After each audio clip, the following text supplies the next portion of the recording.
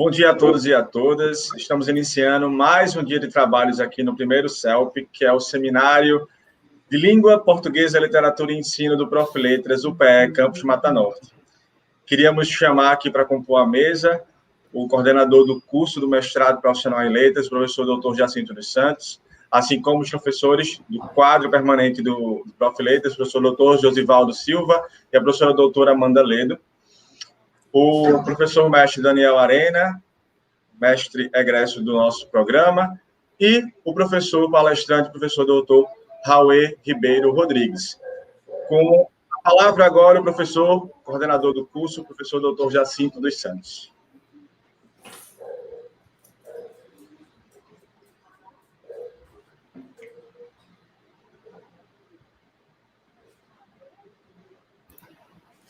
Microfone. O microfone, professor. Bom dia, agora sim. Bom dia a todos e a todas. É com muita alegria que nós, nesse momento, recebemos a todos e a todas, nesse segundo dia, né, nesta manhã, em que nós trataremos exatamente de perspectivas sobre o ensino da literatura, né, considerando a nossa contemporaneidade. Então, nós vamos exatamente hoje ouvir a brilhante palestra, né, do nosso professor convidado, professor Rauê Ribeiro, e com a mediação que nós teremos aqui do professor Josivaldo, da professora Amanda Ledo, que são professores, então, de nossa instituição. Contamos muito também com a participação de vocês como ouvinte. Espero que todos saiam daqui satisfeitos, ganhando, né, com esse momento tão importante. O Prof. Letras realmente tem feito um trabalho muito significativo de procurar exatamente difundir, divulgar cada vez mais a necessidade da formação de leitores do texto literário, que hoje o foco, na verdade, hoje é voltado para o texto literário, tá? E também as leituras, né, demais leituras que compõem o universo, né, da língua portuguesa. Então, muito obrigado mais uma vez a todos e a todas, e então eu devolvo a palavra para o Pedro para fazer a apresentação do nosso convidado de hoje. Então, o professor Dr. Rauê Ribeiro Rodrigues possui graduação em História pelo Instituto Superior de Ensino e Pesquisa de Ituiutaba e doutorado em Estudos Literários pela Faculdade de Ciências e Letras de Araraquara. Atualmente é professor associado da Universidade Federal do Mato Grosso do Sul, integra o corpo docente permanente do programa de pós-graduação em letras dessa mesma universidade, no campus Três Lagoas, tem experiência na área de letras com ênfase em estudos literários, atuando principalmente nos seguintes temas: literatura brasileira, teoria literária, história da literatura, história da literatura contemporânea brasileira e ficção e história. É líder do grupo de pesquisa Literatura e Vida e colaborador do grupo de pesquisa Minas Gerais Diálogos. Com a palavra, o professor doutor Rauê Ribeiro Rodrigues. Muito obrigado, Pedro, pela apresentação. Muito obrigado a todos que aqui estão. Meu bom dia aos colegas pesquisadores do Prof. Letras, no qual também milito. Aliás, no momento coordeno o curso em Três Lagoas. Estudantes e professores, bom dia aos alunos de graduação, aos amantes da literatura, a todos que acompanham esse encontro. Meu muito obrigado ao professor Dr. José Jacinto, coordenador do Prof. Letras desta unidade, a professora doutora Maria do Rosário, vice-coordenadora, aos professores doutores Amanda e Josivaldo, que estão mediando esta mesa, ao professor mestre Daniel Arena, de quem eu participei da banca e que está também aqui conosco, na figura do professor Jacinto, com quem tenho dialogado mais a miúde, eu saúdo todos os colegas docentes que nos acompanham, colegas do Prof. Letras, das redes de ensino e de outras instituições de ensino superior. Só pedir para a Natália para colocar os slides só no final que eu vou utilizá-los. Obrigado. Registro, antes de iniciar, minha tristeza imensa e minha solidariedade a todos que perdemos pessoas queridas na pandemia, no dia em que nosso país, lamentavelmente, chega a 400 mil vidas ceifadas, muitas das quais poderiam ter sido salvas. Tristeza, e precisamos fazer das dores que se multiplicam a força para nos refazermos. E fazermos nosso trabalho no ensino e na literatura, neste momento, é forma de resistência. É o que farei, é o convite que faço a vocês.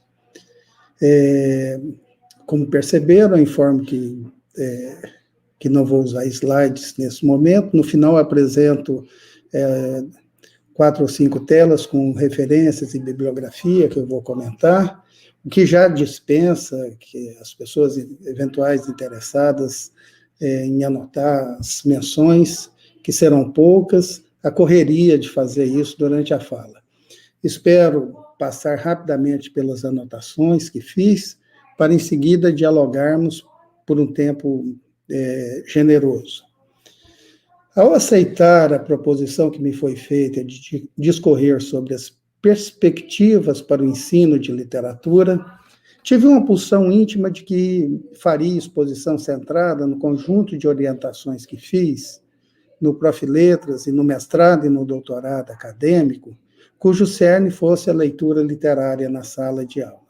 E eu fiz umas tantas no Profiletras, bem a propósito, pelo que é o Profiletras, e também no mestrado acadêmico, um pouco saindo da linha de pesquisa ou amarrando tangencialmente com a linha de pesquisa do mestrado acadêmico e do doutorado acadêmico, pesquisas da área de ensino.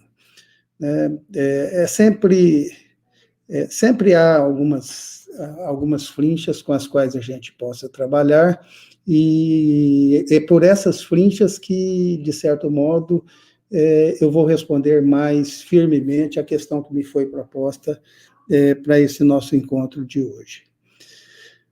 Para minha surpresa objetiva, à medida em que eu matutava sobre o tema que me foi proposto pelo professor Jacinto, mais me parecia absolutamente insuficiente descrever métodos, processos, sequências didáticas, receitas pedagógicas, receitas entre aspas, né, por favor, e preceitos ou proposições teóricas, delineadores de eventuais veredas, ocasionalmente de caminhos mais bem formatados do que aqueles à sombra brejeira dos buritis. Dizem os cursos de retórica, que cabe a quem palestra, iniciar com algum mote que congrace seus ouvintes, que produza empatia, com que facilite a aceitação de seus argumentos. Não encontrei meio de satisfazer tal lição. Peço, pois, a quem me ouve e a quem me assiste desculpas por certa crueza ao enunciar agora minha resposta à questão central que me foi colocada. Transformei o tema em questionamento que assim formulei. Quais, hoje, no Brasil, as perspectivas para o ensino de literatura? E a resposta, para minha absoluta tristeza, é de que as perspectivas para o ensino da literatura, hoje, no Brasil, são as piores possíveis. Aliás, vivemos agora a culminância de um processo de esvaziamento da cultura literária, entre outros esvaziamentos terríveis de conteúdos da maior relevância, que teve início em algum momento lá nos anos 1950, 1960. O próximo e último passo desse processo, passo já enunciado com algumas tentativas, é a extinção pura e simples da literatura dos currículos escolares. Essa decisão nacional, aliás, decisão picotada pelos estados, é cultuada e implementada por nossas elites políticas, que representam nos governos e nos parlamentos as elites outras que temos. Talvez devêssemos nomear essas elites outras brasileiras de subelites, periféricas, dependentes, daquelas que são as verdadeiras elites, as dos centros propulsores na economia, nas ciências e nas artes. Adianto já, na tentativa de resgatar algum sentimento positivo de vocês para comigo, alguma simpatia para minorar o amargor desta primeira avaliação, que, a meu ver, retirar a literatura e a leitura literária da escola é uma estupidez completa. Espero demonstrar isso à frente. Outro ponto para minorar nossa dor comum, pois creio que estou aqui entre amantes da leitura literária, da literatura, com o menosprezo, espero, portanto, minorar a nossa dor comum com o menosprezo institucional dos governos brasileiros pela literatura, e por incrível que possa parecer, é que há uma universalidade dos governos dos mais diversos quadrantes geográficos, das mais diversas ideologias, dos países mais diversos em termos econômicos e de qualidade de vida, pois todos, quase uniformemente e unanimemente, desprezam a literatura. Ou seja, nossos governantes, e não só os atuais, não estão sós. Antes estão irmanados na corrente de governos dos mais diversos que excluem, ou tentam excluir, a literatura e a leitura literária da escola.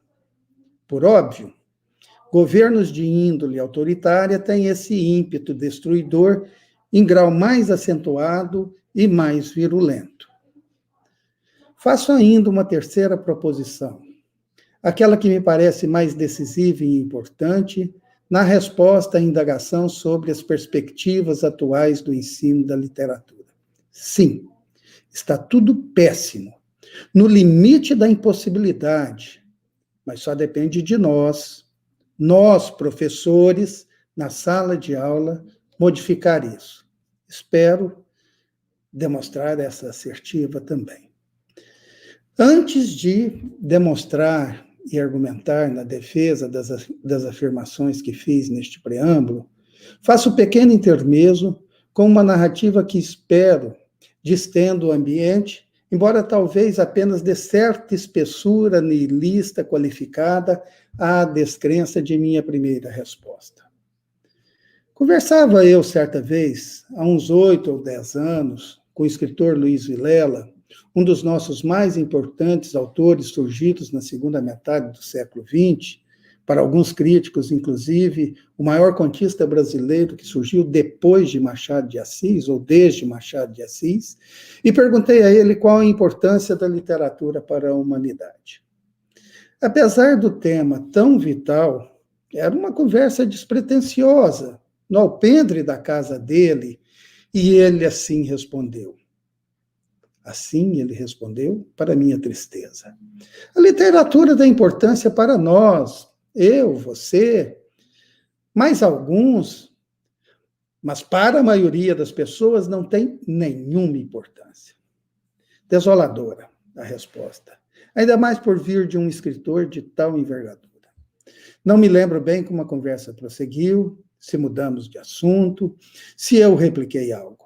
De qualquer modo, ao menos para diluir o mal-estar da constatação, que no final das contas é uma obviedade. Vilela acredita ser importante adotar a literatura na escola e nos vestibulares. Aspas.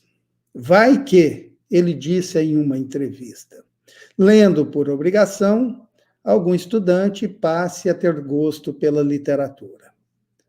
Claro, me parece, modelizando as constatações acacianas elencadas, que a literatura é uma das operações cognitivas fundamentais na constituição do humanoide que configurou o que hoje nomeamos de humanidade. Deixo esse aspecto sem maior discussão, até porque não é o cerne do que devemos discutir hoje, para centrar-me na proposta do nosso encontro. Aduzo apenas, na defesa do que afirmei, a descrição do surgimento do narrador proposta por Walter Benjamin em seu clássico texto sobre o tema. Entretanto, se está correta a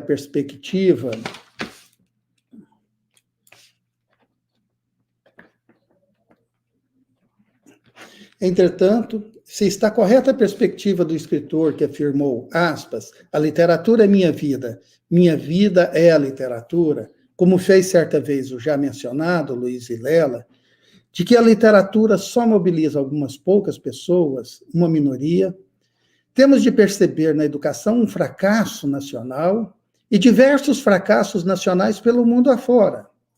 É um fracasso tanto mais preocupante quanto mais se percebe que envolve diversos e muitos diferentes modelos de ensino. Por que há esse quadro de desatinos em série? Em primeiro lugar, a literatura perturba os poderes instituídos, qualquer poder, pois a essência do exercício do poder é a busca pela unanimidade, pelo pensamento homogêneo, pela cristalização do status quo, pela autopreservação e mitificação dos poderosos. Ora, a literatura acolhe o dissenso, vivencia a diversidade, forja o encontro e delineia em patos eufórico a aceitação do outro.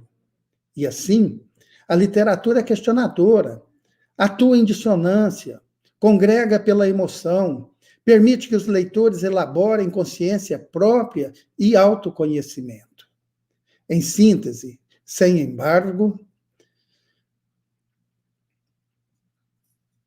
a literatura não mitifica, não acolhe o pensamento único, viceja em liberdade e fomenta a crítica livre, desassombrada. Governos não gostam disso, então todos eles desgostam da literatura. Todos eles não têm nenhum apreço pela literatura. Vejam bem que há aqui uma definição de literatura que exclui do âmbito do que é literatura as modas, os textos de baixa densidade linguística, os discursos corriqueiros, sejam os técnicos, sejam os jornalísticos, sejam os políticos, sejam os de autoajuda. Né? Aliás, tem um colega professor que diz que toda boa literatura, no fundo, também é autoajuda, mas aí já estamos em outro aspecto do papel que a literatura pode desempenhar. Para retomar Manuel Bandeira, e estamos na Pernambuco do poeta, recusemos, cito Bandeira, abre aspas, o lirismo namorador, político, raquítico, sifilítico, todo lirismo que capitula o que quer que seja fora de si mesmo. De resto, não é lirismo. Será contabilidade, tabela de cossenos, secretário do amante exemplar com 100 modelos de cartas e as diferentes maneiras de agradar as mulheres, etc. Fecha aspas. Por outro lado, e em decorrência desse quadro, o ensino de literatura enfrenta justamente a situação paradoxal de escolarizar o que é tão pouco afeito a ser domesticado.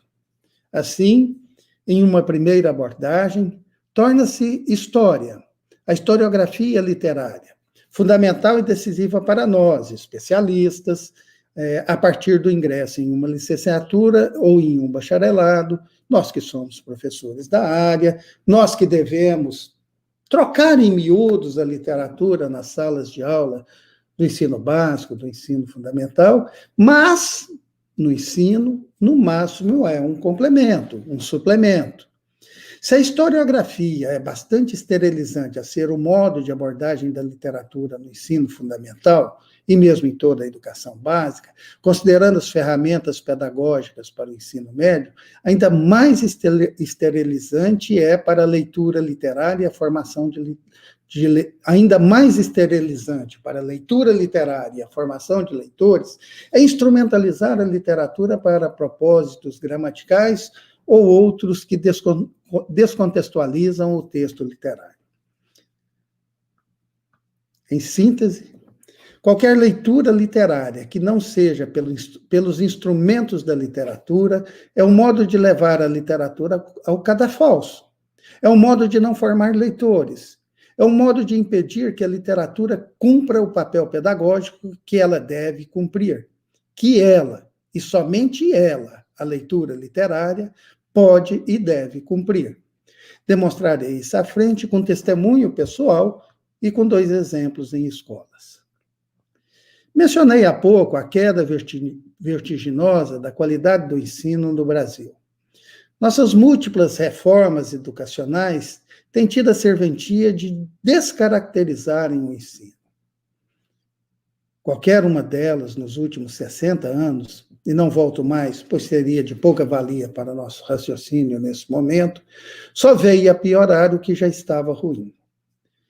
A tecnocracia embutida na visão de mundo do governo militar ditatorial, ou civil-militar, como alguns hoje preferem, organizou o ensino para a formação técnica, acabando com o antigo clássico, a formação média, o 2º grau, de caráter humanista.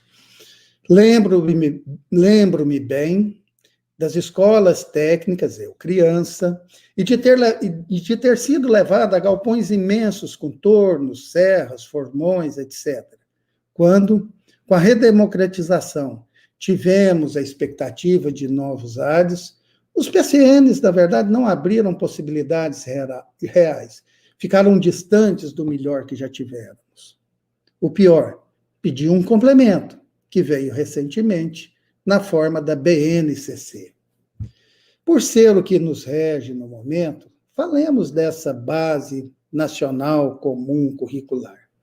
Em que passo do documento, eu pergunto, em que passo do documento alguns poucos elogios à literatura se transformam em indicação curricular efetiva? Em nenhum. Mas alguém sempre argumenta, umas tantas habilidades e competências que decorrem da leitura literária. Não são tantas. Na verdade, é uma mixórdia no quantitativo.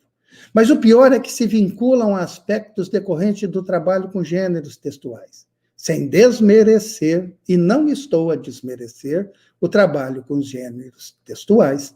Trabalhar com literatura é outra coisa, atende outros fins, né? Forma outros aspectos dos nossos estudantes. Talvez eu pudesse resumir a questão assim. Um bom leitor de literatura se resolve bem como produtor dos mais diversos gêneros textuais. Um aplicado estudante de gêneros textuais não é necessariamente leitor literário. Talvez nem seja bom leitor no geral e, com raras exceções, será bom em redação. Bem, eu disse, e agora amplio. Trabalhar com literatura na educação básica é outra coisa. Não é trabalhar com historiografia da literatura, não é fazer leitura instrumental, não é ler fragmentos, não é trabalhar com gêneros textuais. O que é, então?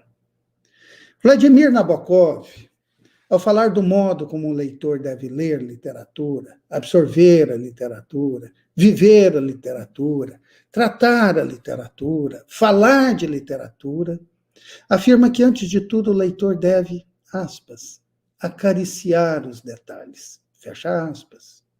Eu repito, Nabokov afirma que, antes de tudo, o leitor deve acariciar os detalhes.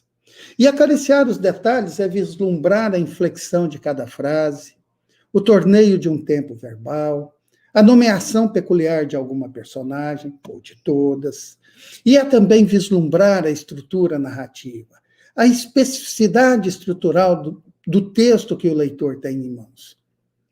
O trabalho com literatura na educação pré-escolar e nos 12 anos da educação básica, dos 2 ciclos do ensino fundamental ao ensino médio, deve ser um acariciar constante dos livros, das fábulas, dos poemas, das narrativas, de contos, novelas e romances. O trabalho com a literatura deve ser de leitura literária semanal, corriqueira, com múltiplas abordagens, da motivação dos alunos aos produtos públicos decorrentes da leitura literária. Voltemos, no entanto, ao diagnóstico. Falava da BNCC. e apresenta agora aquela que talvez seja dela a face mais cruel, pois é um ludibrio que se apresenta com roupas democráticas. Trata-se da proposta dos percursos formativos do ensino médio. Apresentados como uma espécie de ovo de Colombo, de demonstração evidente do espírito democrático da BNCC, os percursos formativos do ensino médio obscurecem o que vem a ser central no cotidiano escolar. Não haverá escolha pedagógica ou curricular conforme o perfil de formação de interesse local e regional. O que há e o que sempre haverá é a adequação da oferta disciplinar à capacidade local ou regional de selecionar professores. Tal circunstância vai agravar desigualdades de formação entre escolas e entre regiões. O correto é oferecer, no país todo, alto padrão de ensino a toda a rede pública, com alta exigência de formação dos docentes e do ensino ministrado em currículo uniforme de formação humanística. Fechemos o diagnóstico de nossa deplorável situação, mencionando o execrável papel das subservientes elites brasileiras, folgadamente instaladas como sabujas do grande capital internacional. Sem ânimo para o embate global, somos caudatários, periféricos, dependentes, fornecedores de commodities. E a palavra de língua inglesa já é em si, no caso, a definição do papel secundário que ocupamos.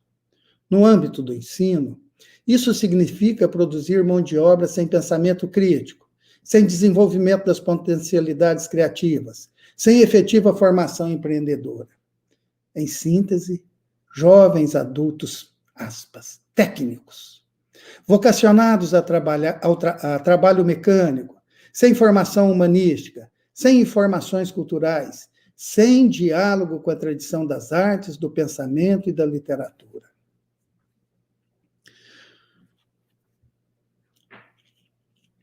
Os sucessivos governos dos últimos 60 anos assim têm formatado a escola.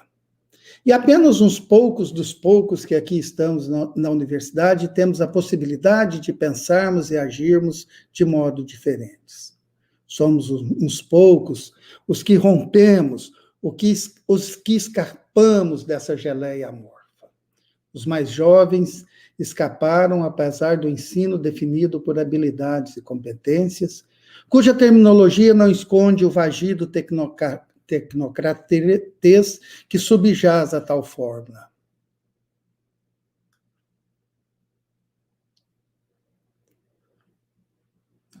O que me anima na equação proposta dos PCNs à BNCC é que, utilizando as armas da burocracia estatal e dos documentos oficiais, podemos mostrar o quanto a literatura pode atender o que propõe como discurso, e que não se efetiva na medida em que o receituário proposto já se mostrou amplamente incapaz, como demonstram avaliações internas ou externas de nossos estudantes.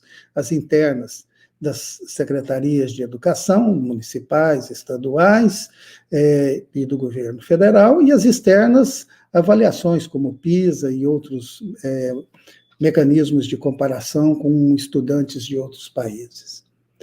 Avancemos, pois, e mais uma vez recorro a uma narrativa, agora um testemunho pessoal, para o qual espero fugir do cabotinismo e das autoindulgências.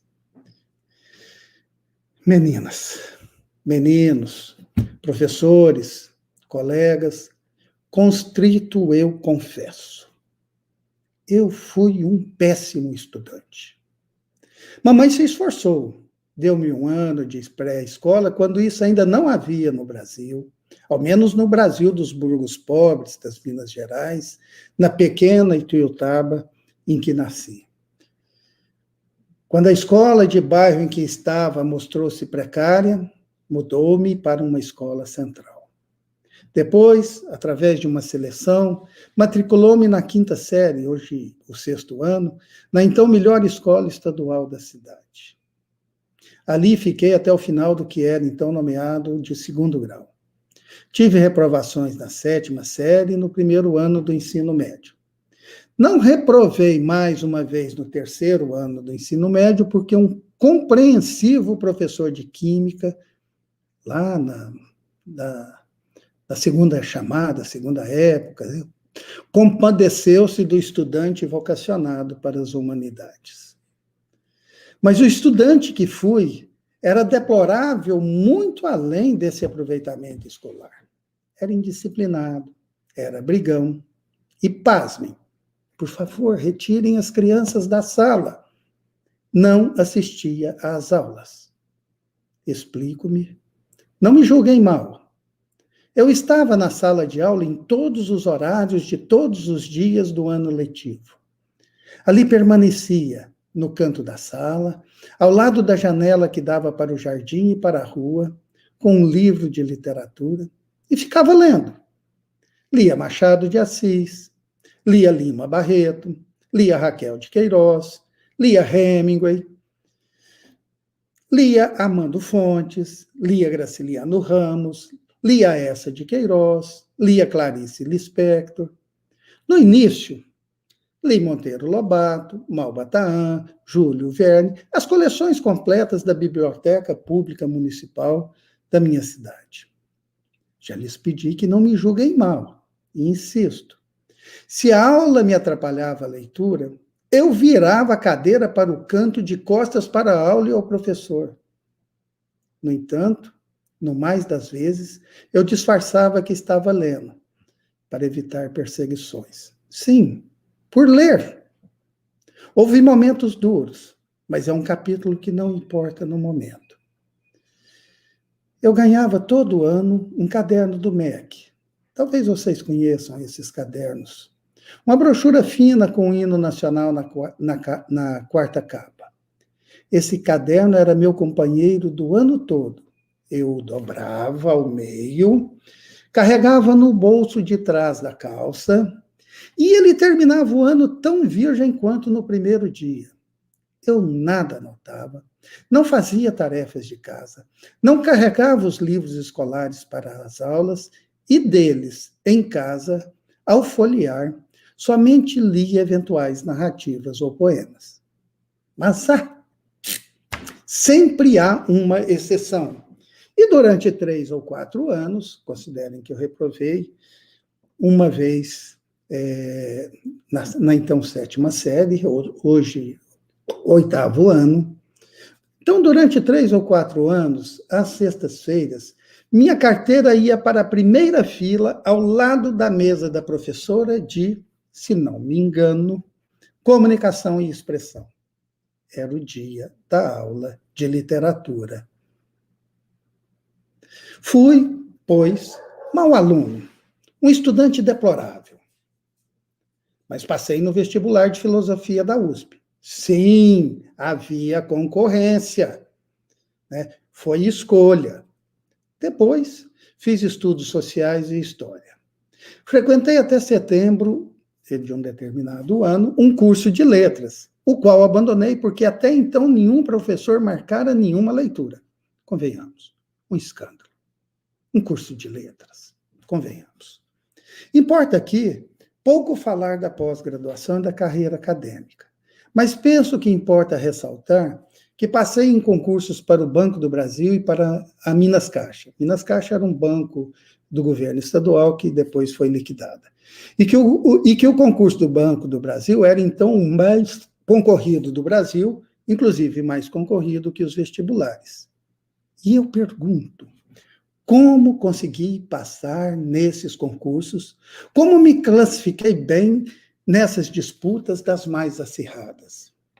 Digo sem medo de errar. Saí-me bem porque fui formado como leitor, com capacidade para ler, interpretar, entender as questões e encontrar as respostas corretas.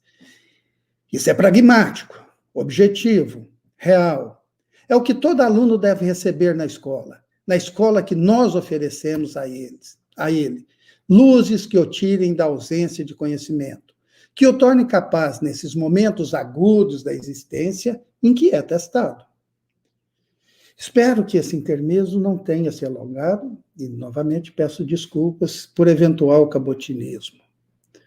Retomemos a meada, transformando a anedota em proposta coletiva de ação, pois anunciei taxativamente que a situação vem do ruim para o péssimo e do péssimo para o horrível, mas que é possível agirmos de modo a realizarmos o que podemos realizar.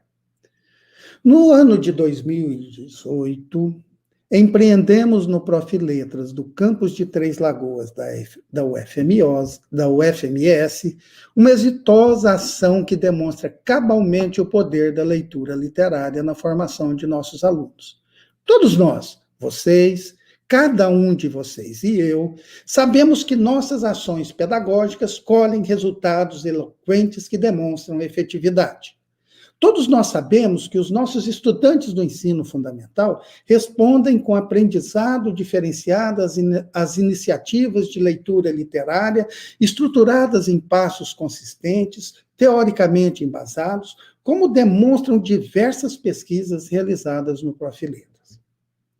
Ocorre, no entanto, algo tautológico, como se for uma demonstração circular de que demonstramos o que de fato já sabemos. O que surge nos relatos de caso com adjetivos ou substantivos como envolvimento, fruição, produção consistente, alta avaliação, maior consciência crítica, que cito só alguns poucos que me ocorrem de imediato.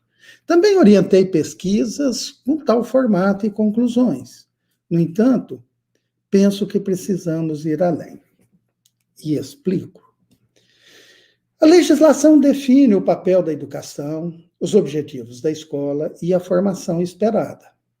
As avaliações dos entes federados e da União procuram aferir o desenvolvimento do ensino na expectativa de que haja avanço ano após ano, inclusive com metas.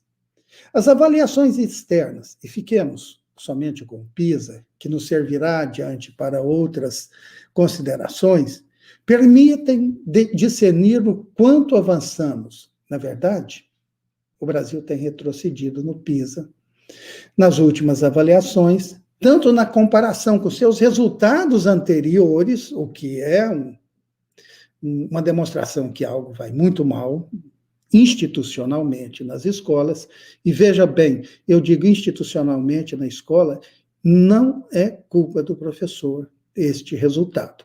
Mas nós não vamos entrar em política pública a esse ponto aqui hoje, né? Então, nós temos retrocedido nas últimas avaliações no PISA, tanto na comparação com os nossos próprios resultados anteriores, quanto no comparativo com os outros países. Ou seja, na relação com os outros países, nós vamos ficando cada vez mais na rabeira da listagem. Uma reportagem de anteontem, no site do Universo Online, o UOL, traz os resultados de uma pesquisa de agora, no estado de São Paulo, de agora, neste ano, que mostra queda de 243 pontos para 196 pontos, tendo por referência o SAEB de 2019 em matemática. A culpa é de quem? Argumento do secretário de Educação, da pandemia, né? Em língua portuguesa, a queda foi menor, mas também ocorreu.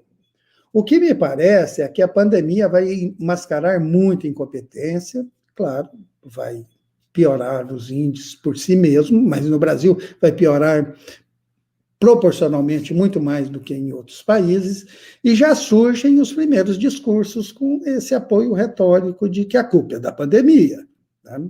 Quando se há uma circunstância nova, o governo deve adequar a circunstância nova e propiciar os meios para alcançar os resultados previstos antes, ou pelo menos minorar as quedas. Tecnocratas, governantes, e aqui eu vou mudar a chave um pouquinho, e outros autores políticos gostam de alardear números, pois eles parecem não mentir. Os números, embora possam ser manipulados por agentes mal intencionados ou maliciosos. Delfim Neto, que me perdoe, ele está, assim, no subtexto aqui, pelo que ele fez lá durante o governo do regime militar. No caso, os números são ruins, mas cada governante menciona alguma herança maldita do governo anterior. Mas tanto o tecnocratrês dos números quanto o modelo de habilidades e competências podem nos propiciar dados numéricos que referendam o trabalho que realizamos com literatura. É o que eu mostro agora.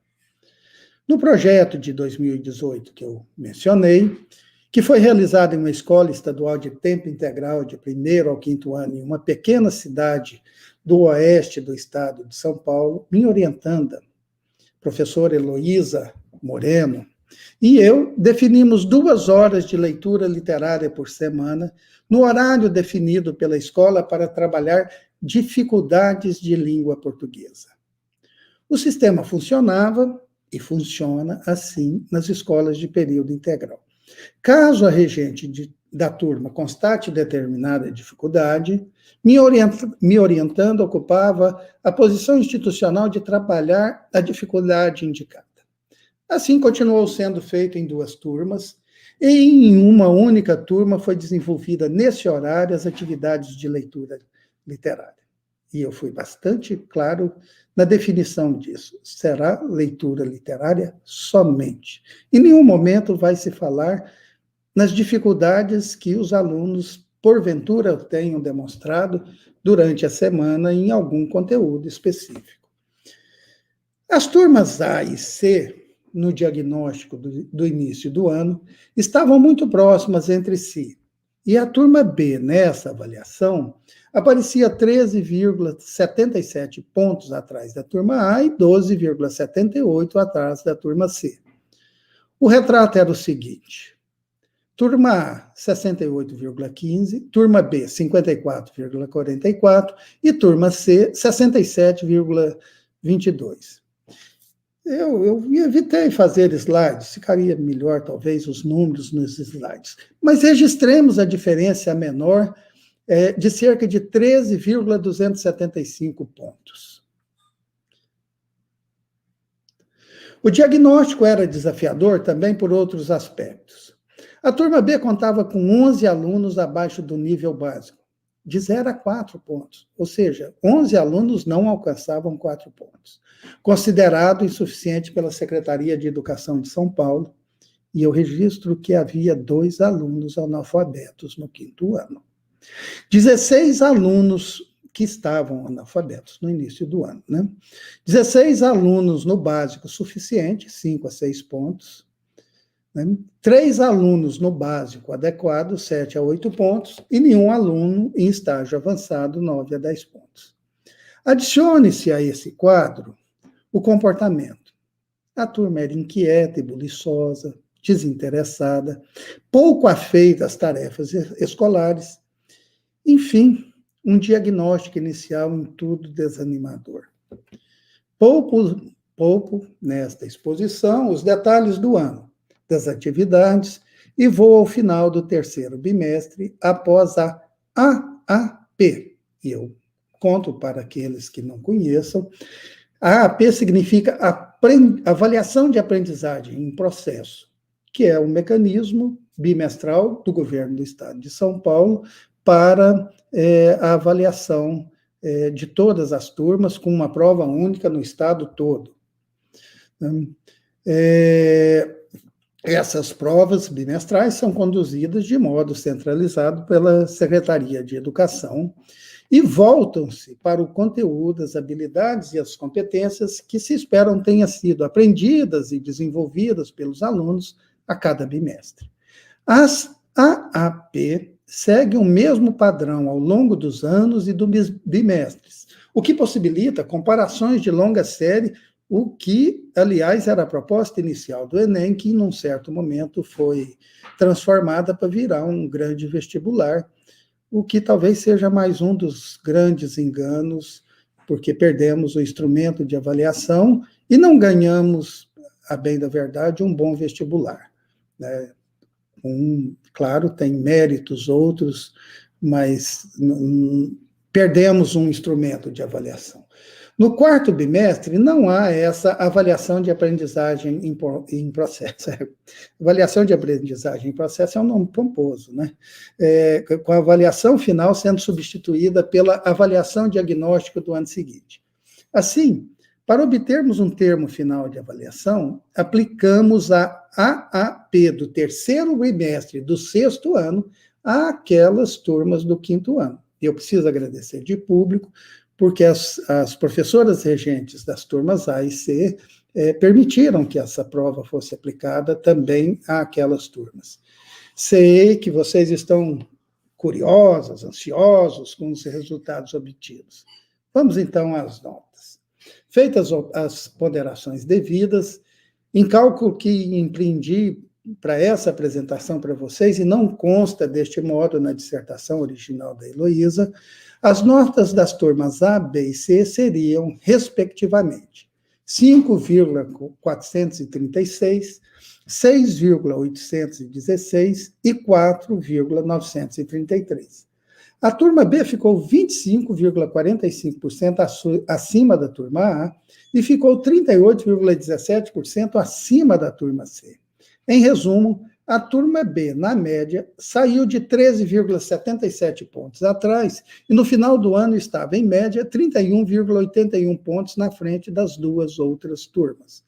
No total, 45,58 pontos entre o avanço que conquistou e a defasagem que superou. Vocês sabem o que significa isso no PISA, por exemplo? Significa em torno de um ano a mais de aprendizagem. Quase que podemos dizer, vejam só, que aqueles alunos que leram pelo menos 16 obras ao longo do ano, a maioria dos alunos leu o dobro disso, a partir do estímulo da leitura central, ao qual se indicava mais uma, duas ou três leituras complementares, quase que podemos dizer que esses alunos fizeram 2 anos em um, enquanto os demais alunos das outras duas turmas quase que não saíram do lugar.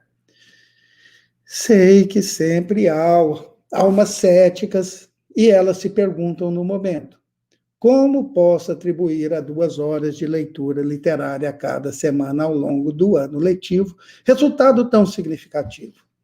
E a resposta é simples. Tudo mais permaneceu constante nas aulas, na escola, na dinâmica de cada turma. O que mudou foi somente isso: 2 horas de literatura por semana na turma B. Impenitente, esse espírito cético questiona ainda. Amostragem mínima. Como daí concluir que se possa universalizar o resultado diante de país tão vasto, de tanta diversidade cultural? Como também sou cético, deixo o relato e o exemplo e convido a todos vocês para replicarem a estratégia. Vamos, colegas, vamos, professoras e professores, comprovar massivamente o efeito da leitura literária, da literatura em nossas salas de aula? Prossegue o rebelde cético.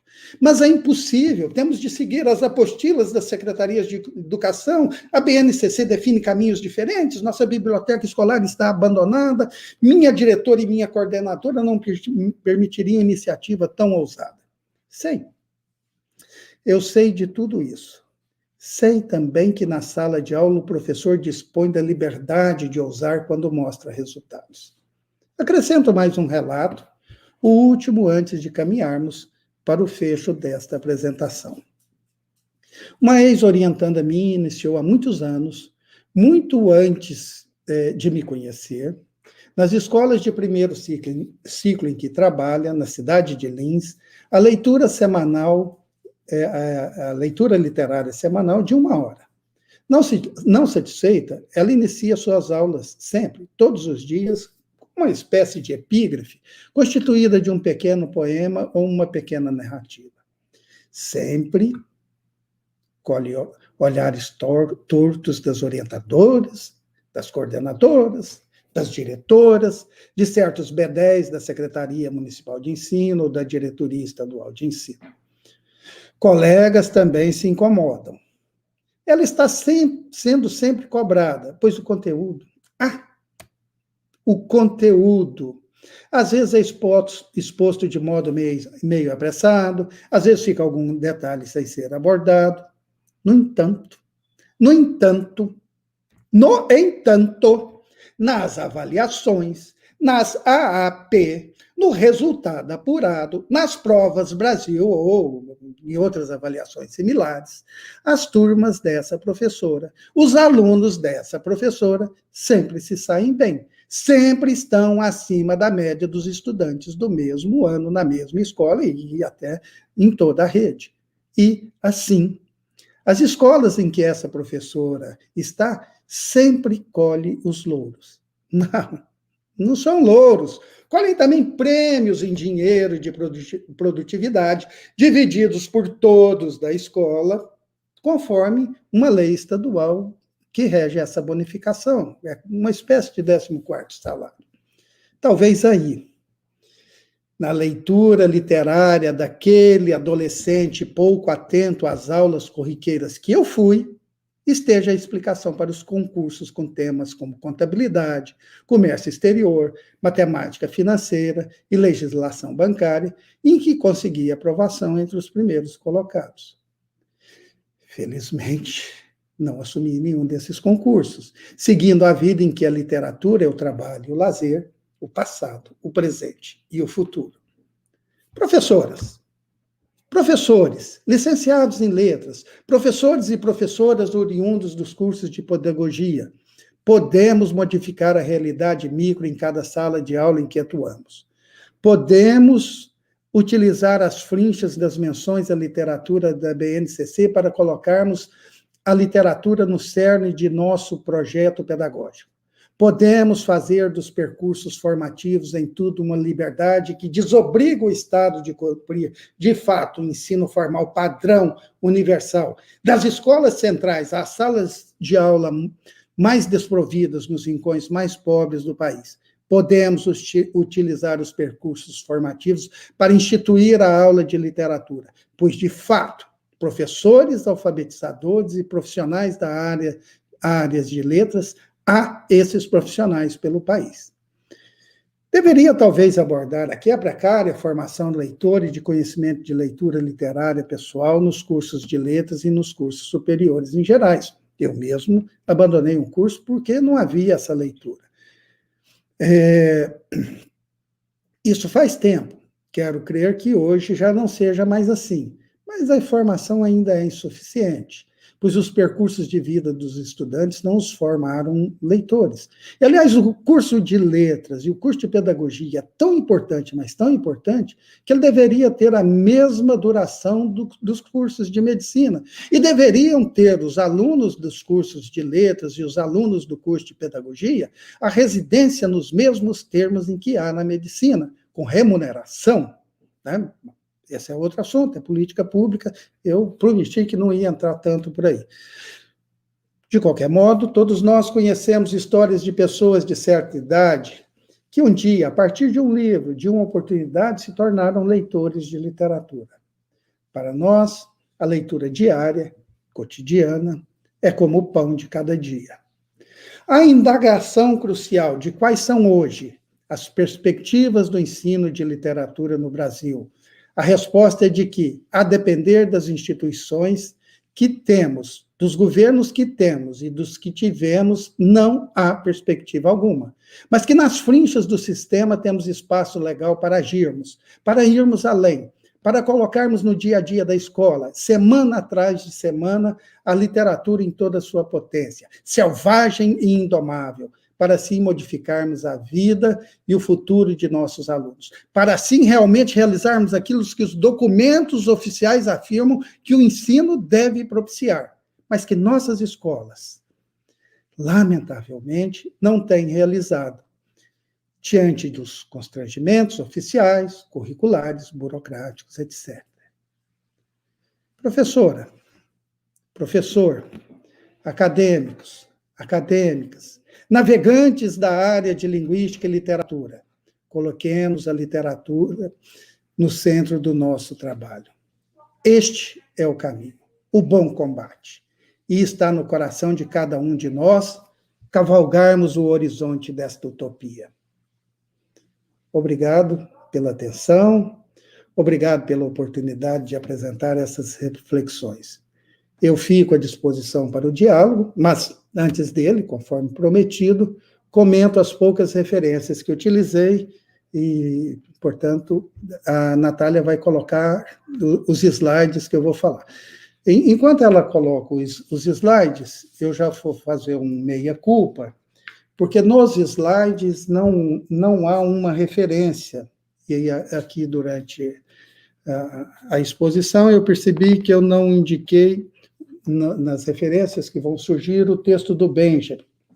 Peço desculpas, o texto do Benjamin é o narrador, é um texto dele, dos mais encontrados, qualquer pesquisa na internet localiza o texto, está em muitos dos livros dele que estão publicados. O narrador é Walter Benjamin, mas vamos, então, ao segundo slide, onde começam as referências.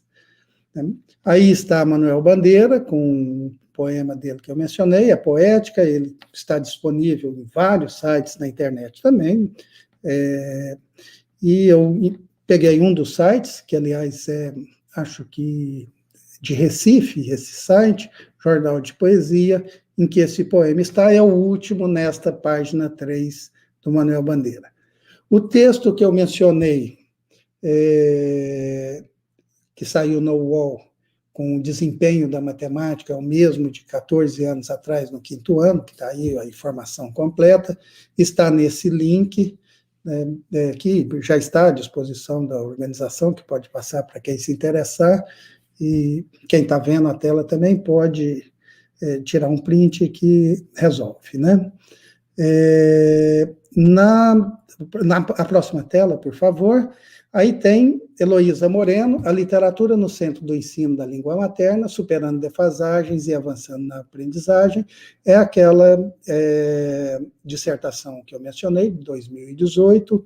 Ela está disponível no portal Academia, numa página que eu tenho nesse portal, que vai aparecer mais à frente em outra citação, e está mencionada aí, que está aí na tela também.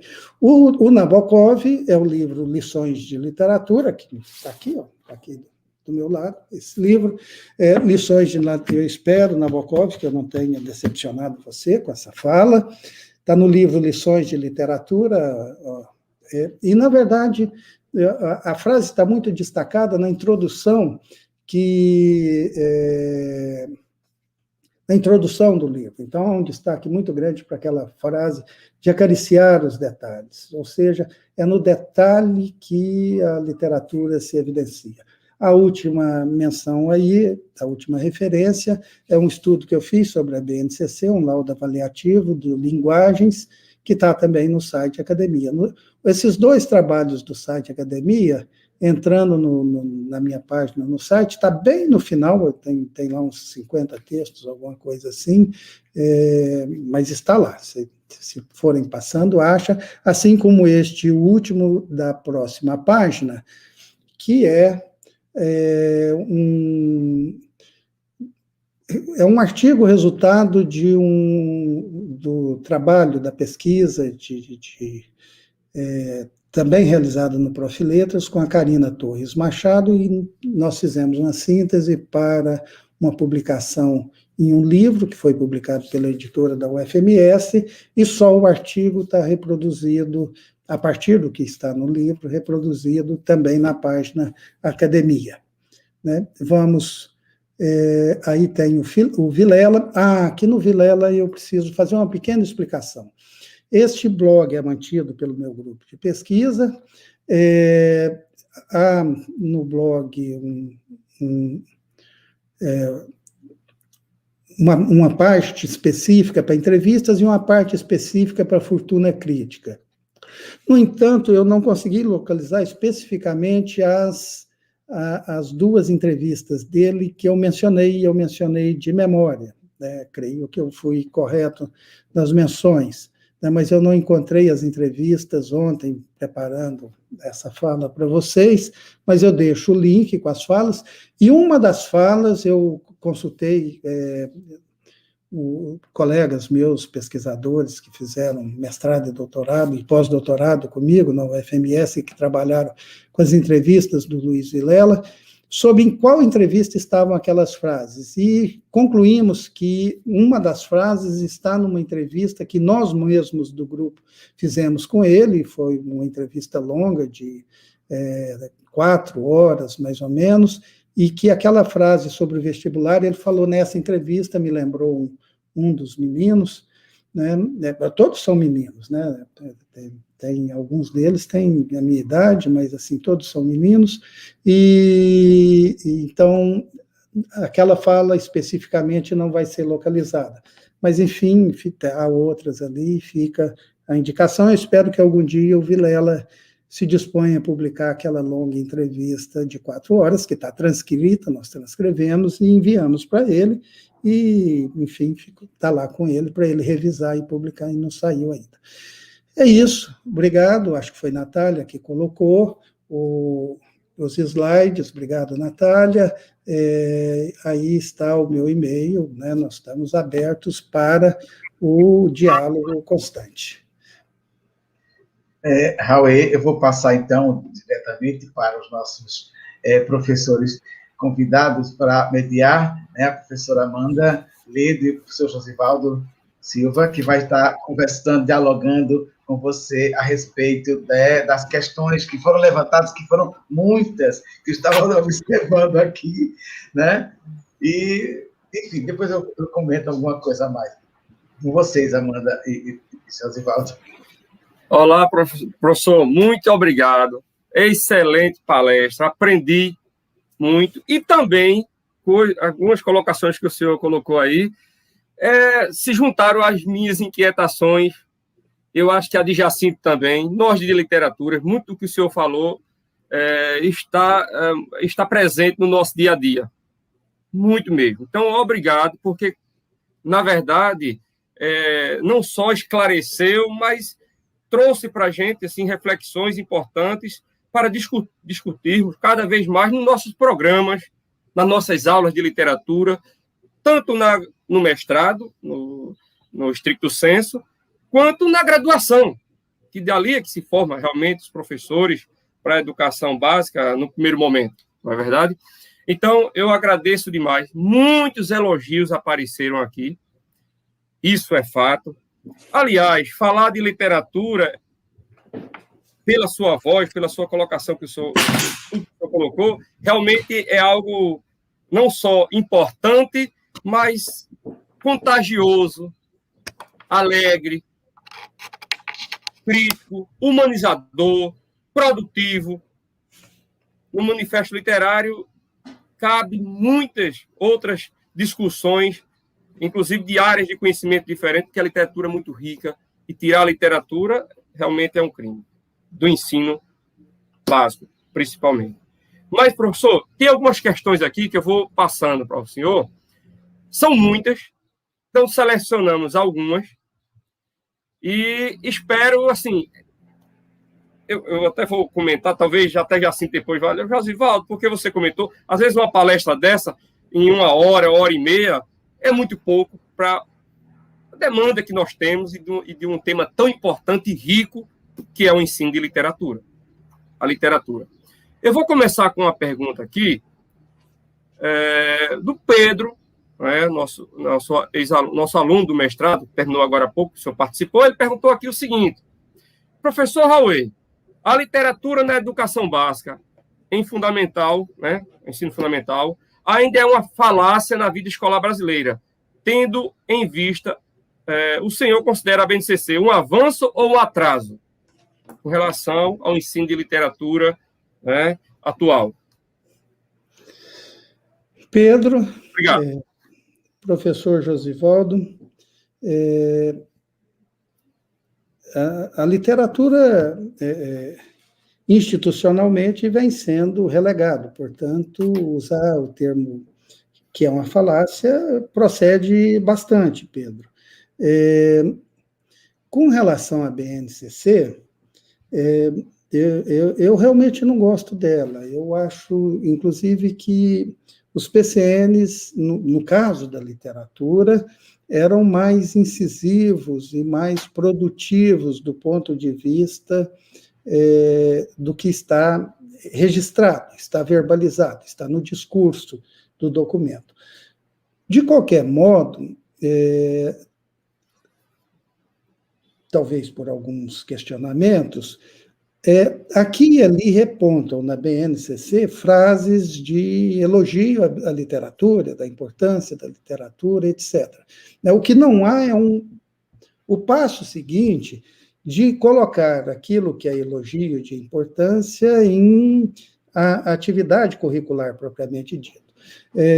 Então, esse passo não foi dado, mas ele permite que, a partir do discurso elaborado, assim como do discurso de todos os documentos oficiais do Brasil, quase que desde o Império, de que o ensino deve formar cidadãos conscientes, críticos, ativos, participantes, criativos, etc., né?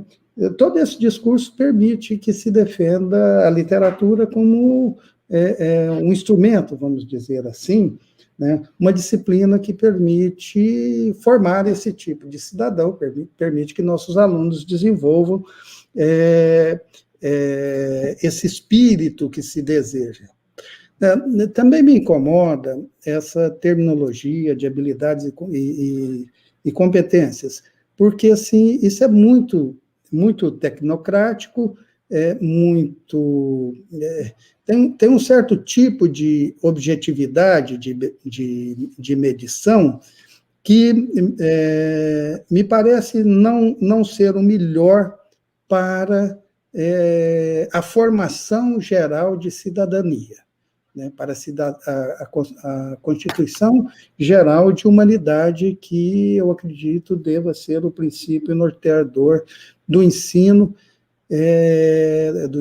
fundamental, do ensino básico no todo, porque, assim, a partir daí, né, a partir do aluno chegar no momento em que vai se definir para ir para o mercado de trabalho, até aí ele está se formando como cidadão.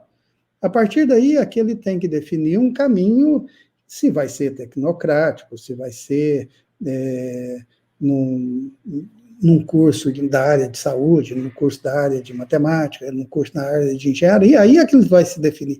Até então, nós temos que formar cidadãos, né, e seres humanos, né? E essa formação, antecipar formação de questões que só lá na frente, quando o aluno definir o caminho que vai seguir, terá importância, não me parece construtivo.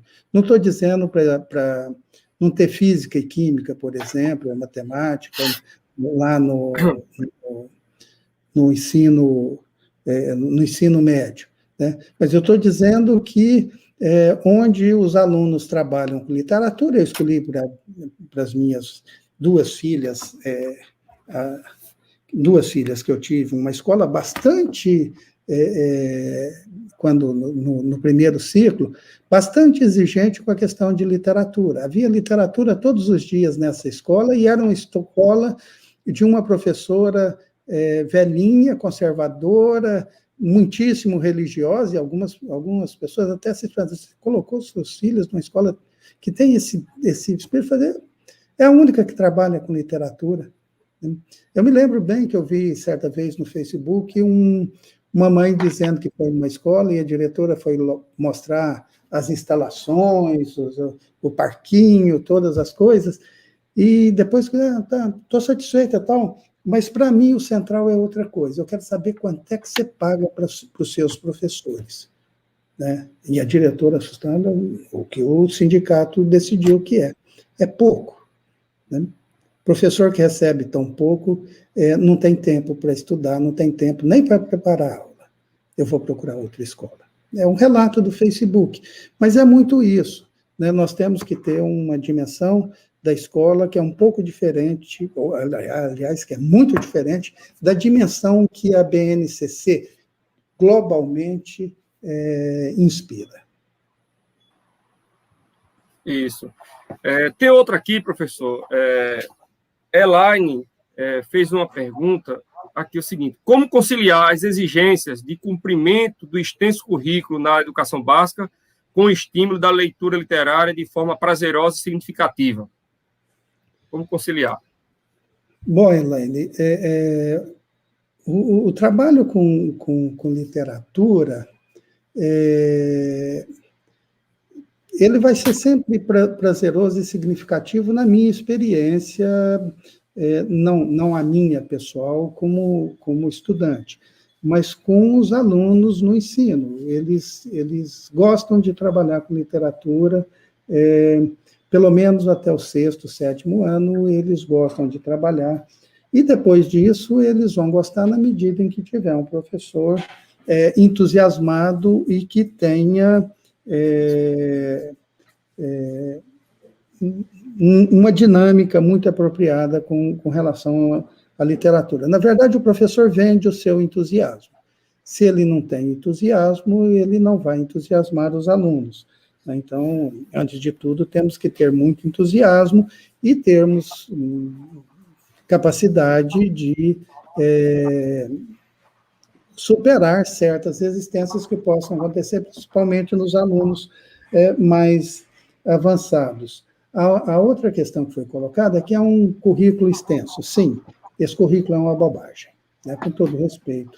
É uma bobagem imensa, né? Vejam vocês que eu não cumpri o currículo, porque eu não assisti a aula, né? E, no entanto, eu consegui algumas coisas muito positivas do ponto de vista dessa pragmática existencial que todo mundo acha que deve buscar, né? É um caso só, tá? É um caso só, né? Mas há muitos casos. Eu posso relatar, por exemplo, o meu aluno Pedrão. Eu vou falar o caso do Pedrão aqui, porque é muito significativo. No começo da minha carreira, eu fui professor numa escola municipal, entrei aprovado num concurso também, em primeiro lugar, depois daqueles que tinham tempo de casa, e uma professora, infelizmente, teve um problema de saúde e eu fui convocado. Quando assumi, eles haviam feito um ajuste todo na escola, porque as 7ª séries, na época, eram salas muito problemáticas. Então, como eu era professor de estudos sociais e de história, me entregaram todas as 7ª e eu era professor de geografia e de história. Eu entrava na sala como um duplo, né? Uma hora como professor de história e uma hora como professor de geografia. Na 7ª E ou F, agora eu já não lembro mais, enfim, numa dessas, e essa numeração acaba sempre indicando assim, esses alfabeto mais avançado, as salas com maior dificuldade, mais problemáticas. Era uma sala que aí a orientadora fez questão de me avisar que aquela sala era uma sala muito problemática, que os professores não gostavam de dar aula lá, porque ela é barulhenta e tal.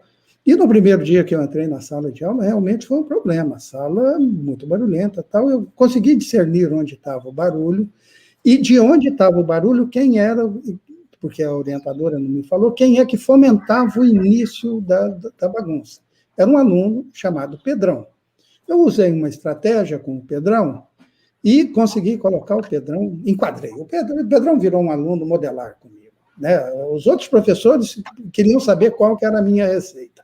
Mas eu coloquei, e o Pedrão começou a trabalhar bem na aula de geografia, na aula de história, né? Bom, tempos depois, eu fui livreiro, já em outra cidade, uma cidade maior, Uberlândia, né? Isso foi em Itiotaba, eu estava na livraria, no balcão da livraria, entra um carteiro, deixa a correspondência, né? E o carteiro, um homenzarrão dessa altura, né?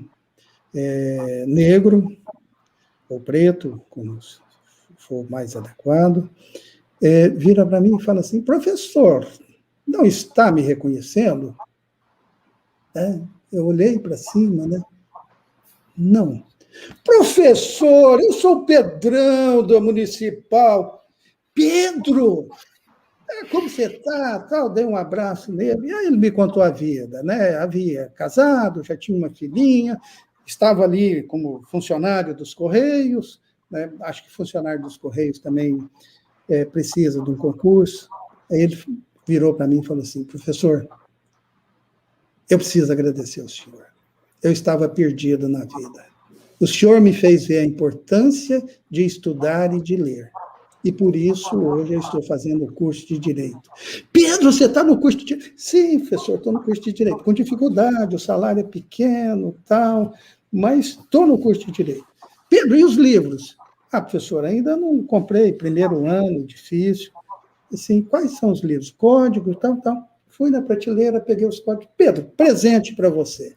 O Pedro é o meu aluno modelo, né? Tenho outros casos assim, mas é isso, a gente faz pela literatura, pela leitura, né? No caso, não foi literatura, porque eu ainda não era professor de literatura, né?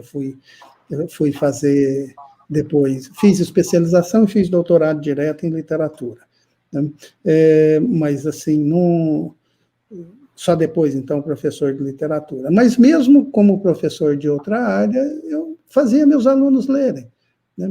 Meus alunos leram coisas importantes lá, por vias transversas. É isso, Elaine. Obrigado pela pergunta. Obrigado, professor. Obrigado, muito obrigado. Maria Lisandra, professor, tem uma pergunta aqui. Trabalhar com a literatura na educação básica seria o primeiro passo para a proficiência crítica, questionadora e dialógica na leitura, escrita, oralidade e escuta, assim como uma democracia social? Maria Lisandra, não é o primeiro passo. É o único passo. Com todo respeito a todas as outras disciplinas, é o único passo. Se nossos alunos, no primeiro ciclo, né, ficarem só com língua portuguesa, com grande ênfase na literatura e matemática, nós teremos, a partir do 6º ano, alunos muito melhores, mas muito melhores. Sabe, a escola está substituindo também as precariedades da família, e eu acho que faz bem o Estado brasileiro em propiciar isso através da escola, porque a escola é um centro aglutinador, mas precisa, para fazer com que a escola também seja ensinos puerperais, ensinos de ciência, educação de trânsito, todo esse conjunto de outras coisas e de iniciação que já se faz ali, inclusive de uma segunda língua, né, uma língua estrangeira, lá desde o primeiro ciclo, deve ser uma escola em tempo integral. Então, assim, esse tempo atual da escola deve ser só língua portuguesa, literatura e matemática. Todo esse resto de currículo que colocam na escola, segundo turno, contraturno, né? Junto com questões de esporte também e tal, aí é outro aspecto. Mas, por favor, sem formões, sem serras, sem aqueles galpões imensos que os alunos vão aprender. É quase um pequeno aprendiz, não estou dizendo que isso é ruim, de Senai era o que se fazia naquele momento, lá no regime militar. Não, isso não. Esse momento é um momento posterior, né? O aluno tem que começar a pensar que ele vai ter que trabalhar, que ele vai ter que construir outra coisa, a vida própria, quando ele termina o 2º grau humanístico, né? E sai dali crítico, capaz de entender o mundo, ler o mundo, porque aprendeu a ler literatura. Okay. Obrigado, Maria Lisandra. Obrigado, professor. Obrigado, Maria Lisandra. Paulo Martins tem uma pergunta aqui, professor. Estou olhando aqui o tempo. Acho que dá tempo para fazer umas 2 perguntas. A literatura está em crise de identidade, pois nos leva a reafirmar sempre a sua relevância. A crise vem dos retrocessos brasileiros para com a educação ou é um sintoma da cultura contemporânea, professor? Paulo Martins que perguntou. Paulo Martins, obrigado pela pergunta. A crise no ensino é relativamente global, né? E o afastamento das questões de humanidade, das questões de literatura, é também global, Eu iniciei minha fala dizendo que praticamente governo nenhum gosta de humanidade, praticamente governo nenhum gosta de literatura, porque forja espíritos críticos, livres, independentes, e o governo quer sempre buscar uma unanimidade que, enfim, além de ser antidemocrática, é impossível de ser alcançada, embora possa maniatar pela censura, pela violência, etc. Né? Mas não é o caso. Então, assim, há uma crise que é geral e que, digamos, nós saímos das cavernas, nós, humanos atuais, saímos das cavernas, descemos das árvores, saímos das savanas, mas nós ainda continuamos algo dentro de nós ainda é aquele semi-macaco selvagem, ou selvágico, alguma coisa assim, e um pouco dessa crise de humanidade é a negação desse passado nosso atávico que ainda permanece e que de vez em quando explode nos nossos atos cotidianos, inclusive. Mas, do ponto de vista institucional, nós devemos ter procedimentos outros e devemos lutar por uma escola diferenciada, formadora, humanizadora. Obrigado, Paulo. Obrigado, professor. Kátia Maria Abreu da Silva perguntou como motivar os alunos para realizarem leituras literárias quando grande parte deles não gosta desse tipo de leitura. Eu acho que o senhor já falou aí, já com certeza já contemplou, mas de repente tem alguma indicação aí nesse momento, com essa pergunta dela, só para reforçar? Sim, eu vou contar uma historinha. Eu virei leitor. Eu tinha 4 irmãos, éramos 4 irmãos. O meu irmão caçula, pelas circunstâncias da vida dele, não era leitor. E, num certo momento, ele chegou para mim e falou assim, olha, eu sinto que eu estou precisando de alguma coisa na vida. Ele já estava com uns 30 anos aí, eu devia ter uns 35, eu estava na minha livraria, igual o Paulão, eu fui lá, peguei uns tantos livros para ele que eu achava que ele ia gostar, e botei na mão dele e falei, lê, o que você gostar, você gostou, o que você começar a ler não gostar, você deixa de lado. Ele começou a ler, leu todos, e a partir de então se transformou num leitor, não assim, do pão de cada dia, mas ele leu muita coisa que ele gostou ali daquele primeiro pacote que eu passei para ele, e a partir dali parece que ele passou a ter a leitura em outra conta. Então, assim, nós temos que oferecer, e temos que oferecer o melhor. Muito de não gostar da literatura, porque a literatura é trabalhada de modo fragmentário, de modo para operacionalizar outras atividades, e então a literatura é só uma coisa que vai virar uma cobrança em forma de prova. Se vocês pegarem o trabalho da Heloísa, não houve provas durante um ano inteiro com relação àqueles muitos livros que foram lidos. Desenvolveu-se atividades, né? Atividades de escrita, atividades de teatro, atividades de música, as mais diversas atividades. Não houve prova, não houve cobrança quanto a isso. Não havia cobrança sequer pela leitura da semana. Ela era oferecida. Claro que a partir de um certo estímulo, de uma certa contextualização, se a contextualização for adequadamente feita, a turma toda, ou quase a turma toda, embarca, e na medida em que a maior parte da turma embarca, os outros colegas acabam seguindo. Aliás, tem neste processo aí, aqueles 2 alunos que eram analfabetos, então, portanto, não podia passar para eles um pedido para ler uma página, nada, no início da turma, eles se esforçaram muito para conseguir a alfabetização, porque a turma estava fazendo atividades de leitura. Veja bem, as nossas aulas são quase sempre orais. Uma exposição e um texto para a prova. É mais ou menos assim. Né? E ali não, havia leitura que o aluno fazia e o aluno falava da leitura que fez por diversos modos. E então, esses alunos, num certo momento, pediam, professor, eu quero ler. né? E aí eles passaram a ler com um colega do lado para assim, isso aqui é isso. Aí chegava numa palavra, embatucava, o colega soprava para ele. E nessa interação, né, eu acho que é isso. Oferecemos, Kátia, vamos oferecer e com abundância. É assim que eu acho que deve ser.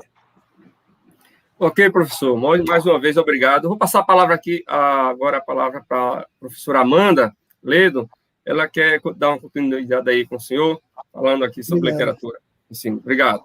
Muito obrigado. Bom dia a todos, bom dia a todas. Bom dia. Agradeço ao professor Rauê, né, muitíssimo. Quero parabenizá-lo pela sua brilhante e inspiradora palestra nesta manhã. Nós tivemos muita interação, professor. Os participantes trouxeram muitos elogios no chat, destacando, né, o papel político do ensino da literatura para a formação cidadã, como o senhor trouxe em sua fala, e muitos também se identificaram com o seu testemunho como estudante, né, e nós ficamos também impressionados com os seus relatos de experiências sobre as contribuições transformadoras dos trabalhos com a leitura do texto literário para a melhoria do desempenho dos estudantes, né? Além de tudo, emocionados, eu particularmente fiquei emocionada com a história do aluno Pedrão, pois quantos Pedros cruzam os nossos caminhos, né? Temos mais um tempinho para esse diálogo com o senhor, e eu selecionei algumas questões relacionadas ao momento da pandemia, se o senhor puder comentar. Então,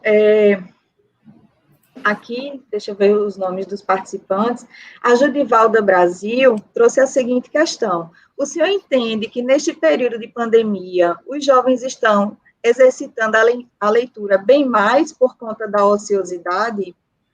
Ainda sobre esse tema, né, do trabalho da literatura nesse contexto da pandemia,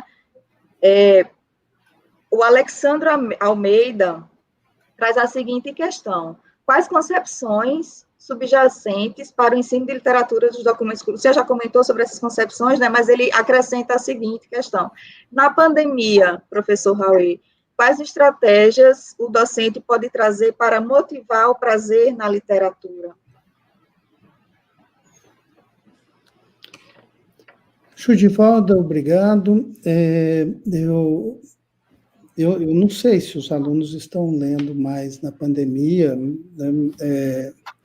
Enfim, as realidades são muito diversas, né, no país todo com relação ao enfrentamento da pandemia, porque nos faltou um direcionamento central de procedimentos, inclusive de estabelecimento, digamos, universal para o país, de estágios de avanço da pandemia que poderiam ser utilizados para uma mesma linguagem no Brasil inteiro. Então, assim, em Minas Gerais, há uma onda roxa. Eu sou de Minas, né? Estou em Mato Grosso do Sul, mas sou de Minas. Há uma onda roxa, né? Quando eu ouvi a expressão a primeira vez, mas o que é onda roxa? Né? Porque em São Paulo se fala em nível amarelo, nível vermelho, né? É outra linguagem. No Rio Grande do Sul se estabeleceu uma outra coisa. Então, assim, isso causa uma confusão tremenda. A gente não sabe quem está o quê, nem como, embora, de certo modo, pareça que as cores mais solares são etapas menos dolorosas da pandemia e aquelas mais escuras, sombrias, sejam mais do avanço da pandemia, de maior dificuldade diante da pandemia. Então, assim, até na informação fica difícil considerar as várias realidades. Mas também eu não tenho dados, né? O único dado que eu vi até agora foi essa pesquisa do Estado de São Paulo, que mostrou que em matemática a queda foi muito grande e que em língua portuguesa a queda foi menor. talvez nós, professores de língua portuguesa, ou os professores de língua portuguesa do Estado de São Paulo, diante das medidas que o Estado de São Paulo tomou, tenham sido um pouco menos ineficazes do que em outros locais, e até na comparação com o professor de matemática. Eu não sei se matemática tem que ser... E a pesquisa mostra alunos lá do primeiro ciclo, do segundo ciclo e do ensino médio, tá naquele link que eu informei nas referências. Então, assim, parece que tivemos aí uma experiência exitosa, mas eu não sei se estão lendo mais, né? Talvez sim, talvez não, talvez estejam. Eu tenho 2 filhos pequenos, menores aí, eles não querem saber de escola virtual, eles querem saber de videogame. Né? Então, assim, depende de outras circunstâncias também. Eles, no caso, têm videogame, mas não é toda casa que tem videogame. Às vezes tem um tabletzinho que foi fornecido pelo governo do estado, via escola. Em alguns lugares fizeram isso. Não sei se isso foi feito em todos os lugares. Então, assim, é uma resposta problemática. Nós vamos ter que avaliar a dimensão da pandemia depois que ela passar e tentar consertar erros imensos que o país vem cometendo, os governos dos estados, os governos, os prefeitos também, cada um numa dimensão. Né? Agora, assim, se uma vez que você está na pandemia e pergunta por estratégias, eu penso que você está se referindo a estratégias para trabalho online. Né? Eu realmente acho que muda alguma coisa, mas não muda tanto, porque se você abre uma sala com os alunos para fazer um trabalho de leitura literária, é um círculo de leitura, vamos dizer assim, como é na própria sala de aula, a troca de experiências a partir da leitura literária. Então, assim, vai haver algumas adequações, alguma dificuldade com troca de informações, etc., mas não me parece que seja algo assim tão difícil de adequar, né? Mas aí nós teríamos que ver caso a caso, né? Se eu fosse trabalhar como consultor, como já tive a oportunidade de trabalhar algumas vezes, né, nós teríamos que fazer uma reunião específica, tratar, minha realidade é essa, meus alunos são assim, minha escola é assim, para vermos como caminhar. Eu espero que você consiga encontrar uma estratégia boa e consiga, você e todos que nos assistem, trabalhar com literatura bem em qualquer circunstância, né? Assim como eu normalmente poderia falar num salão com 500 pessoas e estou falando numa live, que é uma coisa que eu também não gosto muito, né? Eu tenho fugido desse tipo de circunstância, mas eu não podia fugir do professor Jacinto, que me fez o convite, ele com quem eu tenho dialogado muito em outras circunstâncias no Prof. Letras. Muito obrigada, professor, inclusive por ter aceitado, né, esse convite para estar com a gente hoje. Eu gostaria de finalizar com a última questão, a minha, né, nesse momento, a questão do Pedro Santos, professor Raul, traz o seguinte: a vida contemporânea solidifica a cada dia uma aversão ao livro e uma imersão no mundo digital. A literatura, mesmo presente no espaço digital, continua desempenhando o papel, o qual desempenhará em sua formação inicial, ou seja, como se avalia os novos suportes para o texto literário. Pedro Santos, obrigado pela pergunta. Sabe que essa é uma questão que eu tenho tentado pensar, né, a questão do suporte, o que muda e o que não muda. Né? Eu acho que o livro vai se tornar, uma boa parte dos livros, principalmente os livros voltados para crianças aí do primeiro ciclo, vão ter muito de multimídia, mas terá leitura em multimídia, são os caminhos. Né? O Júlio Cortázar publicou, nos anos 70, um romance chamado Rauela, em que ele Os capítulos são soltos. Claro, o livro tem uma sequência, não tem como ser diferente ali, disposta. Mas ele dizia, logo ali na primeira página do livro em si, que os alunos, que os leitores poderiam seguir qualquer sequência de leitura, que os capítulos eram soltos, que ele sugeria duas. Uma, do modo que estava disposto ali, e uma outra que era tal sequência. E aí pegava um capítulo lá no meio, vinha para outro, fazia um picotado assim, até ler todos os capítulos. Né? Acho que os livros multimídia vão ter muito isso. Os capítulos mudam, os caminhos mudam. Agora, vejam bem, videogame é uma narrativa. Né? O que está por trás da leitura literária é a constituição de um espírito de poesia e de um espírito de narrativa. O que o videogame não tem é espírito de poesia. Mas a poesia é mais maltratada ainda do que a literatura. Dentro da literatura, a poesia tem um espaço muito menor do que os gêneros de ficção, mesmo na escola, no mercado, etc. Né? Mas aí fica faltando a esses alunos, a esses jovens que têm narrativas por esses outros meios, a parte da poesia. E a escola é que deve fornecer literatura, digamos, estrito sensu, e poesia aos alunos. Né? A vida dá outras coisas. A formação sob esse aspecto, quem tem que dar é a escola, e, claro, se a família ajudar, é muito positivo, é até adequado.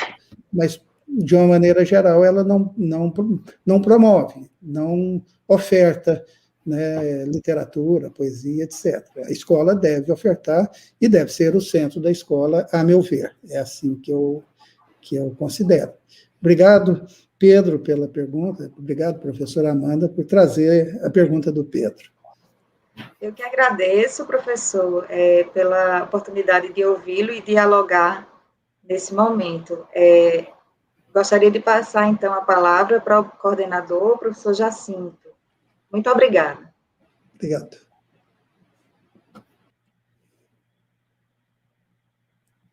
Ativa, Raul, nesse momento. Só um instantinho aqui, por favor.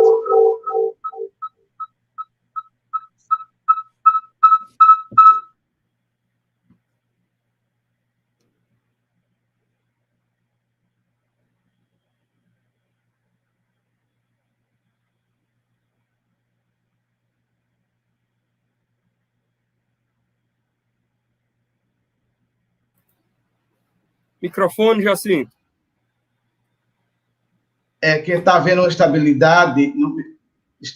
estabilidade, no meu aparelho, me desculpem, tá? Mas eu espero que você tenha realmente tido a oportunidade de feito com aquilo que você acabou de expor. Eu fico muito feliz, Raul, por esse momento tão significativo que acabou de para todos nós. A UPE, o Campus Mata Norte, agradece imensamente toda a colaboração que foi nos dada, certo? Estamos satisfeitos aqui e eu acho que o público todo também está aqui satisfeito, tá? Muito grato mesmo e sabemos que vamos contar com você em outros momentos, tá? Eu espero que você colabore cada vez mais conosco aqui para discutir a relevância do ensino da literatura, também como você fez. Tá? Muito grato mesmo, e até breve, então.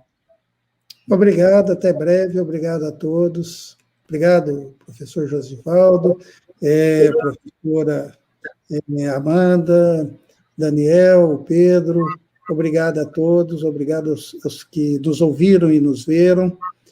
E estou sempre à disposição, professor Jacinto, está aí o Daniel também. Obrigado, Daniel. Isso. Posso falar assim um pouquinho? Jacinto, posso falar agora? Só para que a gente acaba do tempo, Oswaldo. Pode falar. Professor Raul, a professora Cristina disse aqui no chat, foi muito bom tê-lo mais uma vez conosco no Prof. Letras da UPE Mata Norte. Como sempre, fala contextualizada sobre o ensino e ensino de literatura, da leitura do texto literário. Volte sempre. ela colocou aqui. Então, prazer enorme, eu aprendi muito. Obrigado pela sua participação, disponibilidade e atenção. Obrigado a todos que nos ouviram, nos assistiram, coordenadores, Jacinto, né, professora Rosário, Amanda, minha companheira aqui de trabalho também, e os alunos aqui, ex-alunos do mestrado, mas que terminaram agora há pouco, né, professor Daniel Arena, o mestre aí, professor também Pedro Santos. Obrigado, Pedro, pelo apoio. Foi muito bom, professor. Só para finalizar, aqui eu queria só... Tem uns comentários para fazer, mas isso fica depois. Já que Jacinto lhe conhece, tem o seu contato, de repente a gente pode trocar algumas figuras também, isso é interessante. Eu estava pensando aqui nessa realidade do ensino de literatura diante dessa sociedade tecnológica, que o senhor já comentou muito bem, mas tem uma coisa que o senhor comentou lá na sua fala e eu fiquei me inquietando. A literatura, como de Roland Barthes, ela é rica em diálogo com outras áreas de conhecimento. Eu coloquei uma pergunta aqui e depois a gente conversa. O que o senhor acha do estudo literário dialogar com outras áreas de conhecimento, além de dialogar com a própria língua, é claro, né? Porque a literatura tem esse poder, traz nessa bagagem. E agora, não como pretexto, tratar a literatura como retrato da realidade, mas possibilitando o reconhecimento e importância ainda maior do texto literário no âmbito do diálogo com as áreas do conhecimento. Como o senhor mesmo também é formado em História, eu acredito que nas suas aulas de literatura é quase impossível não ter um diálogo com a própria História, como em outras áreas do conhecimento que conheço professores que é formado em letras e trabalham com meio ambiente, utilizando texto literário, fizeram mestrado, doutorado em engenharia da produção, em sociologia, história também. E eu acho que, às vezes, a literatura poderia, não como pretexto, mas poderia, em algum momento, uma vez no mês, ter um diálogo com outra área de conhecimento, com um professor que trabalha com outras disciplinas. É um questionamento que talvez, no momento, não seja oportuno e que não tenha tanta importância para os estudos literários, não sei, mas que eu acho que, sim, é importante, às vezes, a literatura ter esse espaço, esse diálogo que ela possibilita, porque, como o próprio Roland Barthes diz, dentro da literatura, pela Matese, né, ela dialoga com todas as áreas do conhecimento. Murilo Mendes, quem quer estudar física e quiser gostar de poesia, vá para Murilo Mendes, que você encontra o diálogo plenamente, né, plenamente no sentido poético, com o texto, com a física. Por exemplo, com Augusto dos Anjos, com a biologia, com a química. Era isso o questionamento assim, mas pelo horário fica difícil responder. Obrigado. Essa é uma outra discussão longa, né? O meu grupo de pesquisa se chama Literatura e Vida. Já aí indica que há um diálogo com tudo aquilo que o humano produz. Então, assim, e do ponto de vista dos estudos literários, a compreensão e a incorporação no momento em que se passa da descrição do literário para uma interpretação e um entendimento do texto literário, as ciências outras são todas válidas, todas podem ser incorporadas, todas devem ser buscadas na medida em que aquele texto literário pedir uma ou outra, né? Tem textos que não vão pedir biologia, por exemplo, mas alguns podem ser enriquecidos com a leitura, com esse conhecimento. Então, é isso, né? A literatura é tudo, né? E tudo nela se encontra. Muito obrigado a você mais uma vez, obrigado a todos os participantes. Obrigado à professora Ivanda, que esteve aqui também colaborando conosco, né, que ela marcou presença aqui. Obrigado, professora Ivanda, que nos assistiu assiduamente, né, tem nos acompanhado desde ontem, na verdade. Fico muito feliz. Obrigado a todos, obrigado, professora Cristina, obrigado a todos mais uma vez. Até logo à tarde. Dá uma vez de amanhã, professor. Então, obrigado. Mais tarde, a gente vai ter a professora doutora Lúcia Santaella falando sobre os caminhos da semiótica para ensino da leitura de textos multissemióticos a partir das 15 horas. Então, a gente espera por todos vocês aqui novamente, nesse mesmo canal do Prof. Letras Campus Mata Norte. Obrigado a todos que fizeram parte da mesa e, se Deus quiser, até mais tarde.